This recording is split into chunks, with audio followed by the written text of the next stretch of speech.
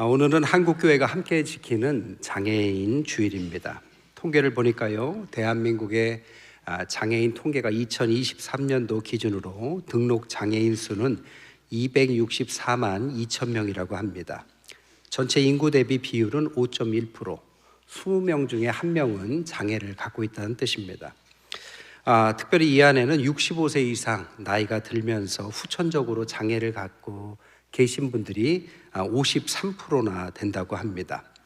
장애 발생 원인으로는 후천적인 원인이 88%, 그 안에 질환이 58%, 사고가 한 30% 정도 됩니다. 그것 말고도 선천적으로 타고나는 사람들이 11.9%, 약 10% 정도가 이제 선천적인 원인으로 장애를 갖고 태어난다고 합니다. 한국교회는 이 장애인 주일을 1970년대부터 함께 지키고 있습니다. 4월 20일이 장애인의 날입니다. 그래서 교회들도 4월 셋째 주에 장애인 주일을 지키는데 지난주가 셋째 주지만 부활주일과 겹쳐서 아마 네 번째 주로 지키는 것 같습니다. 저는 오늘 장애를 약함이라는 관점에서 다양한 약함을 가지고 계신 분들을 함께 고려해서 함께 은혜를 나눌까 합니다. 오늘 본문은 우리가 잘 아는 것처럼 사도 바울의 고백입니다. 약함 속에서 강함을 주시는 하나님을 고백한 부분이죠. 첫 번째, 그래서 약함의 자리에도 하나님의 목적이 있다는 것을 먼저 우리가 알아야 됩니다. 사도 바울도 장애가 있었습니다. 그것은 후천적인 장애였죠. 자신의 장애를 육체의 가시다라고 표현해 놓고 있습니다. 이 가시라는 스콜롭이라는 단어는 날카로운 가시, 말뚝, 그리고 몸에 꽂힌 장애물이라는 뜻을 갖고 있습니다. 가시가 몸에 박혀 있으면 그것이 얼마나 사람에게 영향을 줄까요? 괴롭고 고통을 주고 다른 생각을 하지 못할 만큼의 아주 진한 고통을 주기 마련입니다. 아마 끊임없이 그런 고통을 표현한 것을 육체적인 가시다라고 표현한 것입니다. 그는 어떤 질병을 갖고 있었을까요? 어떤 장애가 그에게 나타났을까요? 아마 학자들이 말하기를 그는 후천적으로 담에색에서 눈이 멀었다가 떠지는 과정 속에서 눈에서 비늘이 벗겨지는 그때 아마 안지를 알았을 거다라고 추측할 뿐입니다. 갈라디아서 4장 15절에 보면 너희가 너희 눈이라도 빼어서 나에게 주려고 했다라는 근거로 아마 안지를 알았을 것이고, 그 당시에 안과가 특별히 없었던 시대였기 때문에 고질적인 눈의 문제를 갖고 장애가 있었기 때문에 이 가시 같은 이 육체적인 고통을 놓고 하나님 앞에 기도를 했다라는 거죠. 그는 3번이나 오늘 본문에 보니까 기도합니다. 그러나 하나님은 능력이 없으셔서라기보다는 그에게 그것을 그냥 갖고 살기를 요구하시고, 오히려 이것이 너에게 너의 특별한 인생을 만들고 네가 온전한 사역을 하는데 도움이 될 거다라고 말씀을 하시죠. 약함, 우리에게 있는 이 장애는 분명히 문제입니다. 고난이죠. 근데 그 고난을 우리 신앙인들은 제일 먼저 수용을 하는 과정을 겪습니다. 하나님께서 주셨다. 거기에서 멈추는 게 아니라 우리는 한 단계 더 넘어가죠. 하나님의 능력이다. 이 영역은 신앙의 영역입니다. 사도 바울은 그 영역을 지금 이야기하고 있는 거죠. 결국 그는 갖고 있었던 장애, 그 약함을 통하여 하나님의 능력, 강함을 드러냈다라는 고백을 오늘 하고 있습니다. 이 자리에 계시지만 오늘 이수민 장로님 이야기를 좀 할까 합니다. 우리 이수민 장로님은 후천적인 장애를 얻게 되신 분이죠. 책이 있으셔서 자서전을 제가 잘 읽어봤습니다. 그 책에 보면 장애를 얻게 되신 계기가 나옵니다. 30대 중반에 박사학위를 받으시고 그리고 최연소 교수가 됩니다. 대단한 일이죠. 그리고 30대 중반에 또 교회에서 장로의 직분으로 피택 받으십니다. 인생 가운데서 가장 화려한 시기죠. 그리고 국가에서 주는 장학금으로 미국으로 연수를 갈 계획을 갖습니다. 그러니까 우리 장로님 30대는 가장 인생에 빛나는 시기인데 그때 눈이 점점 문제가 생기기 시작하죠.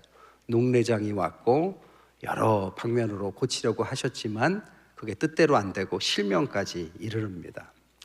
여러분 30대 가장 황금기에 진로가 창창하셨던 우리 장로님께서 그런 문제를 맞닥뜨렸을 때 어떤 기분이셨을까요? 그 책에는 이렇게 말해요. 이제 교수 생활도 끝났고 장로 생활도 끝났고 내 인생도 끝났구나. 그래서 하나님 앞에 이렇게 세 가지를 말씀하셨대요. 첫째, 과연 하나님은 살아계십니까? 두 번째, 그동안 저는 주님께 충성을 다한 대가가 이것입니까? 세 번째, 이렇게 빛을 빼앗아 가실 거면 박사는 왜 주셨고 장로는 왜 주셨습니까? 얼마나 참 고뇌에 차 계셨을지 가늠이 되지 않습니다. 그때 미국에서 고치려고 계실 때 아는 목사님이 나이아가라 폭포를 기분 전환할 겸 같이 가자고 할 때 장로님은 거기에서 자살을 생각할 만큼 아주 심각한 상황이셨다고 합니다. 깊은 우울감에 빠져 있었던 장로님에게 하나님은 그 책에 보면 모기 소리만한 소리로 말씀하셨대요. 뭐라고 말씀하셨느냐? 두려워하지 말라, 내가 너와 함께 함이니라. 놀라지 말라, 나는 내 하나님이 됨이니라. 내가 너를 굳세게 하리라. 참으로 나의 의로운 오른손으로 너를 붙들리라. 이사야서 41장 10절의 말씀을 주십니다. 결국 말씀을 주신 거죠. 그 말씀을 받고 나서 장로님께서 하나님 감사합니다. 하나님께서 도와주신다면 무엇이든지 할 줄 믿습니다 라고 회복되셨고, 그 이후에 지금까지 눈은 실명되셨지만 한남대에서 교편을 잡으시고 수많은 제자들을 배출하시고 석좌 교수까지도 지금도 하고 계시고, 미국과 영국의 아주 유수한 학술지에 또 게재도 하시고 100대 과학자로도 선출되시고 인터내셔널 피스 프라이즈라는 상도 받으시고 이제 5월 7일에는 우리 교단에서 주는 성결인상도 받을 예정이십니다. 장로님 언급해서 죄송합니다. 여기 계신데 그런데 우리 장로님께서는 영민하신 분이셨기 때문에 아마 눈이 그렇게 되지 않으셔도 큰 일을 하셨을 것입니다. 그러나 하나님은 특별한 목적이 있으셨죠. 눈이 성취하신 않으신 장로님을 통해서 일반인보다 더 큰 일을 하게 하심으로써 그 배후에 하나님의 영광을 드러내게 만드신 거죠. 하나님은 우리 삶에 목적을 갖고 계십니다. 그 목적은 물론 본인이 그것을 받아들이고 수긍을 하고 능력으로 승화시킬 수 있는 신앙이 있어야 합니다. 장로님은 그것을 잘 하셨고 오늘날 우리에게 귀감이 되는 이런 모습을 보여주셨죠. 두 번째, 오늘 본문에 뭐라고 하느냐? 약함에 관해서 내 은혜가 내게 족하다 이렇게 말합니다. 이 족하다란 말은 그 정도면 됐다란 뜻은 아닙니다. 장애가 부족을 만드는 것 같지만 오히려 그 이상의 충분을 만든다라는 의미를 갖고 있습니다. 여기에 전제는 내게라는 말입니다. 내게라는 말은 모두에게 해당하는 것이 아니라 아주 개인적으로 하나님께서 그 당사자에게만 하시는 말씀이란 뜻입니다. 그리고 족하다라는 아르케이는 충분하다란 뜻뿐 아니라 지탱하다란 뜻도 있습니다. 그러니까 요약하자면 그런 거죠. 너에게 특별한 인생을 주는데 그것이 문제처럼 보이지만 그것이 오히려 너를 지탱하게 만드는 원천이 될 것이다, 이런 뜻입니다. 장애가 나를 지탱하는 힘의 원천이 된다? 참 언뜻 이해하기 쉽지 않죠. 장애나 약함은 장점이라고 볼 수는 없습니다. 그렇지만 그것을 굳이 단점이라고 말하기도 옳지 않은 거죠. 오히려 하나님의 안에서는 이것이 특별한 인생의 계기를 만드는 것은 분명합니다. 그것을 우리가 함부로 선입견을 가지고 말할 수는 없다란 뜻입니다. 영화 코다라는 영화가 있어요. 코다는 CODA인데요. 영어의 첫 글자만 딴 것입니다. Children of Deaf Adult. 그러니까 귀가 들리지 않는 부모 안에서 태어난 아이를 코다라고 말합니다. 그러니까 부모가 둘 다 청각 장애인입니다. 청각 장애인인데 청각 장애인은 대부분 말씀을 못 하시죠. 그런데 그 사이에서 태어난 아이는 대부분 정상 아이가 태어난다고 합니다. 그런 아이를 코다라고 말한다고 그래요. 근데 이 아이를 다룬 코다라는 영화가 있는데요. 거기에 보면 청각장애 부모 밑에서 태어난 아이인데 그 아이의 삶이 아주 특별한 인생이다라는 것을 보여주는 영화입니다.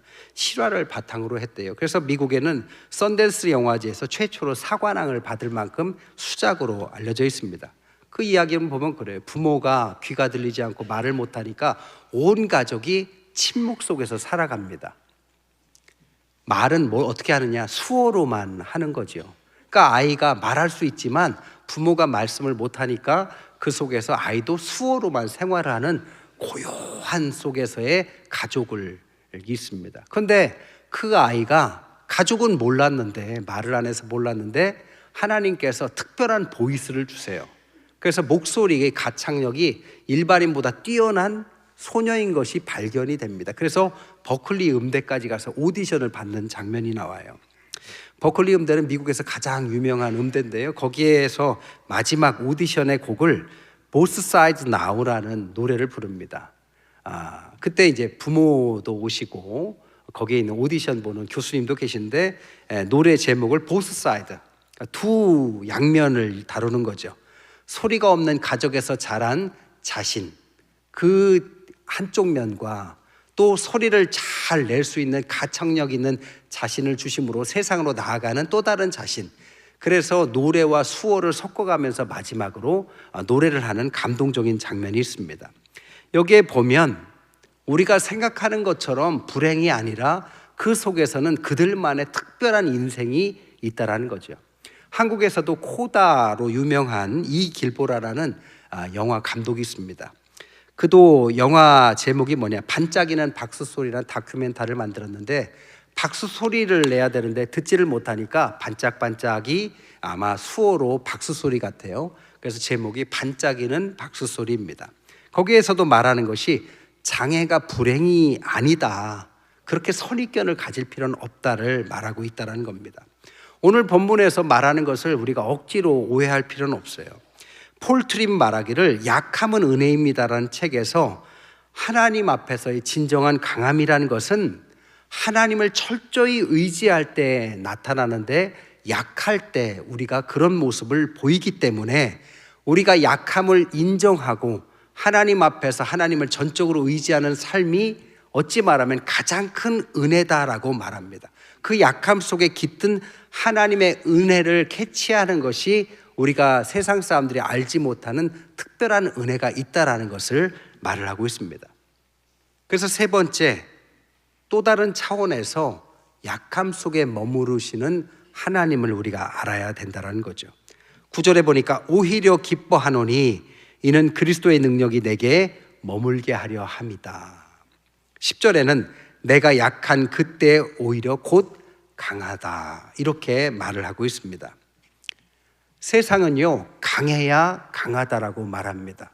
근데 성경은, 기독교적인 세계관에서는 하나님의 나라는 강한 자가 이기는 것이 아니라 오히려 약한 자를 통해서 하나님은 일하시는 일을 많이 보여줍니다. 역설을 말하죠. 대표적인 이야기가 다윗과 골리앗의 싸움입니다. 존 파이퍼의 믿음의 싸움이라는 책에 보면 이 다윗과 골리앗에 대해서 이렇게 분석해 놨어요. 다윗은 소년이었고 목자였고 전쟁 훈련을 받지 않은 용사도 아니었음에도 불구하고 그 당시에 가장 힘센 적군, 키도 그렇게 컸고 힘이 있었던 골리앗을 이겼다. 이길 수 있었던 방법은 두 가지다. 첫 번째, 그는 자신의 약함을 숨기지 않았다는 것입니다. 사울 왕이 다윗이 나가려고 할 때 그에게 말하기를 내 갑옷을 입고 나가고 내 칼을 갖고 나가라고 말합니다. 처음엔 입어봐요. 그러나 결국 벗어놓습니다. 왕의 갑옷으로 자신의 연약함, 자신의 왜소함을 가리려는 것을 포기하고 자기 자신 있는 그대로 살아온 그대로 나갑니다. 이게 첫 번째고, 그대로만 나간 것이 아니라 두 번째는 뭐냐? 믿음으로 함께 했다는 거죠. 그래서 말하기를 사무엘상 17장 45절에 나는 만군의 여호와의 이름으로 내게 가노라. 자기 자신 있는 그대로 나가고 하나님의 신앙을 붙들고 나갈 때 하나님은 그 약함을 오히려 강함으로 바꾸셔서 이기게 하셨다라는 이 논리가 우리가 잘 아는 다윗과 골리앗의 싸움의 이야기입니다. 어떤 마을에서 작은 콩쿨이 열렸대요. 음악 콩쿨인데 모든 사람들이, 참 기라성 같은 사람들이 좋은 악기를 들고 왔는데 작은 보잘것없는 소년이 낡은 바이올린을 들고 참여합니다. 사람들이 기대를 안 했어요. 그런데 나중에 보니까 너무나도 감동적이어서 그 아이가 대상을 받습니다. 심사위원이 평을 하기를 이렇게 말합니다. 이 아이가 왜 모든 사람 중에 가장 대단하냐? 첫 번째, 자신의 연소함을, 약함을 숨기지 않더라.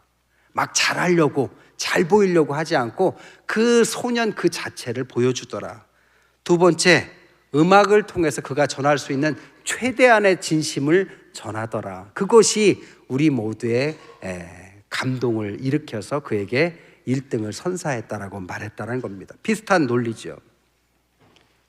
예수님도 마찬가지십니다. 예수님께서 이 땅을 구원하실 때 하늘에서 천군 천사와 함께 나타나셔서 로마의 군대를 한순간에 휩쓸어버리는 강함을 보여주시지 않았습니다. 연약한 몸을 입고 오셔서 십자가라는 가장 연약한 방법으로 오히려 실패처럼 보이지만 약함을 통해서 온 인류의 구원이라는 역설을 일궈내죠. 여러분, 오늘 9절에 뭐라고요? 그리스도의 능력. 10절에 뭐라고요? 약함이 강함이다. 언어적 미학을 이야기하는 게 아닙니다. 기독교적인 원리를 말하는 거죠. 십자가가 구원이고 십자가의 방법은 약함을 통해서 강함을 드러내는 것입니다. 오해하기 쉬워요. 그러면 약해지면 되는구나, 그런 뜻이 아닙니다. 약해지라는 것이 아니라 약함을 추구하라는 것입니다. 약함을 추구하는 것이 오히려 강함보다 강하다라는 뜻을 말하는 겁니다. 며칠 전에 프란체스코 교황이 선종하셨죠. 그리고 아마 어저께인가 오늘인가가 장례 미사가 있는 걸로 알고 있습니다. 프란체스코 교황은 역대 교황 중에서 가장 사랑받고 존경받고 그런 역대 교황 중에 1등이라고 봐도 무방할 만큼 대단한 교황입니다. 카톨릭도요, 아주 여러 역사를 갖고 있는데 가장 강할 때가 있었습니다. 중세죠. 근데 강할 정도가 아니라 강함을 드러냈습니다. 그래서 왕도 막 바꿀 만큼의 강함을 보였어요. 그랬더니 사람들이 저항하기 시작하죠. 거기서 나온 것이 종교개혁이고 오늘날과 같은 우리 종교개혁에서 우리 개신교가 나오게 되죠. 그 이후에 카톨릭은 반성을 해요. 1차, 2차에 걸쳐서 반성을 하고 그 반성의 결과 중에 하나가 프란체스코 교황 같은 사람을 교황으로 세운 것입니다. 이 교황은요, 예수회라는 아주 선교를 우선으로 하는 이 분파 중에 유일하게 처음으로 교황이 된 교황입니다. 근데 이 교황은요, 교황이 되자마자 강한 카톨릭에서 강함을 드러내지 않았습니다. 오히려 약함을 추구하기 시작했어요. 카톨릭이 지금도 강합니다. 우리 개신교보다 어떤 면에서는 더 강합니다. 그럼에도 불구하고 프란체스코 교황은 약함을 추구했어요. 낮은 자리에 갔고 어려운 사람을 돌보는 그런 행동을 많이 했고, 우리나라에 왔을 때도 큰 차가 아니라 소형차를 타고 이렇게 미사를 집례할 만큼 약함을 추구했습니다. 그 결과로 카톨릭은 전무후무한 부흥을 이뤄냈어요. 제가 왜 이런 말씀을 드리느냐, 오늘날 우리 개신교를 좀 돌아볼 필요가 있는 것 같아요. 개신교는 정말 최선을 다해서 오늘날 여기까지 왔습니다. 그러나 오늘날 개신교는요, 어떤 때보다도 강함을 추구하기 시작합니다. 정치적인 것들도 또 어떤 것들도 우리는 잘하고 있다고 하는 거지만 우리의 마음속에는 어느덧 강함을 추구하는 마음이 생기기 시작했고 역사상 가장 큰 저항에 부딪히고 있습니다. 우리가 잘못했는데 음모론 때문이라고 생각할 수도 있겠지만 제가 생각할 때는 성경과 반대로 가기 시작하는 어떤 부분이 있다라고 저는 생각합니다. 오늘 성경에 뭐라고요? 그리스도의 능력은 어디에 있다? 약함을 추구하는 것이 그리스도의 능력. 약함이 강함이 되는 지점은 약함이 아니라 약함을 추구하는 그때 낮은 자리를 추구하고 약한 사람을 돌보고 그들과 함께하고 높지만 강하지만 힘있지만 연약한 사람들을 돌보고 그런 곳을 마다하지 않는 것을 추구할 때 그때 비로소 가장 강함이 드러나는 것이 그리스도의 능력이다라는 것을 가르치고 있다는 것입니다. 그래서 오늘날 교회의 사명을 가지고 결론을 맺겠습니다. 장애인 주일은 장애인을 그냥 사랑하자라는 정도의 주일이 아닙니다. 장애를 가진 많은 성도들뿐 아니라 여러 가지 약함을 가진 성도들이 교회에서 함께 몸을 잘 이루는 것이 바로 이 본문의 의미인 것입니다. 모세는요, 하나님께서 대단한 영도력을 주셔서 이스라엘 백성들을 출애굽시켜서 광야를 통과하고 가나안 땅까지 인도했던 대단한 지도자입니다. 그러나 하나님께서 가나안은 들어가지 못하게 하시죠. 그때 모세가 가나안에 들어가는 다음 세대들에게 밝은 미래를 위해서 설교를 합니다. 그게 신명기죠. 거기에 보면 많은 이야기가 있지만 특별히 세 가지를 가르쳐 줍니다. 첫 번째, 마음을 다하고 뜻을 다하고 힘을 다하여 주 너희 하나님을 사랑해라. 두 번째, 내 이웃을 내 몸처럼 사랑해라. 우리가 잘 아는 내용이죠. 근데 한 가지 더 있습니다. 그게 신명기 23장 7절인데요. 거기에 뭐라고 하느냐? 애굽 사람을 미워하지 말아라. 아니 가나안 땅하고 애굽은 뭔데요? 애굽을 탈출한 지가 지금 언젠데 왜 애굽 사람을 언급하실까요? 바로 혐오를 하지 말라는 뜻을 이렇게 표현하신 것입니다.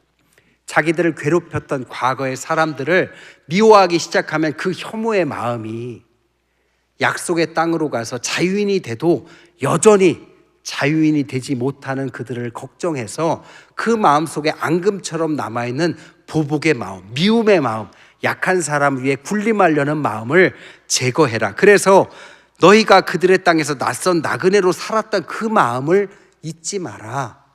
약할 때의 마음 잊지 말고 약한 사람들을 잘 돌봐서 하나가 되라. 그래야 진정한 자유인이 되시고 대원이 되고 약속의 땅에서 진정한 자유를 만끽하는 사람이 될 거라는 것입니다. 여러분, 외부적 물리적 자유도 중요합니다. 그러나 우리가 영적인 정신적 자유를 얻기 위해서는 우리의 마음에 포용력이 있어야 합니다. 진리가 우리를 자유케 하는 지점이 바로 이 지점을 말하는 거죠. 말씀을 정리할게요. 그리스도의 몸에는 모든 이가 들어가 있는 것입니다. 강한 사람도 있겠고 약한 사람도 있을 것입니다. 그러나 누구 하나 배제되지 않고 함께 몸을 이루어가는 것이 그리스도께서 가르쳐 주신 진정한 교회이고 우리의 미래가 되는 것입니다. 오늘날 우리의 마음이 너무 높아진지도 몰라요. 살만해지니까 더 강함을 추구하는 교회가 된지도 모릅니다. 부디 우리 태평교회만큼이라도 하나님 앞에서 다시금 그리스도의 능력을 맛보는 약함을 통하여 강함을 맛보시는 저와 여러분 되시기를 주님의 이름으로 간절히 축원드립니다.